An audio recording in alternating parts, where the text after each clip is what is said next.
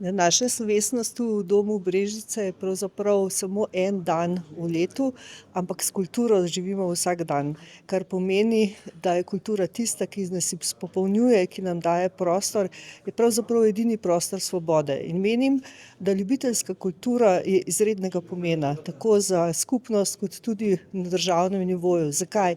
Ker je to pravzaprav vstopna točka v samo kulturo, se pravi tudi prostor, kjer lahko mladi vstopajo v kulturo, prostor, kjer lahko mladi spoznavajo dobrobiti kulture, da niso vedno prilepljeni samo individualno na svoje telefone in pa družbena omrežja, ampak da se tudi družijo med sabo, da se spoznavajo, da spoznavajo drugačnost, da postanejo strpni do drugačnega, predvsem pa, da se družijo, da vstopajo v svet kulture, ki ti daje res ogromno.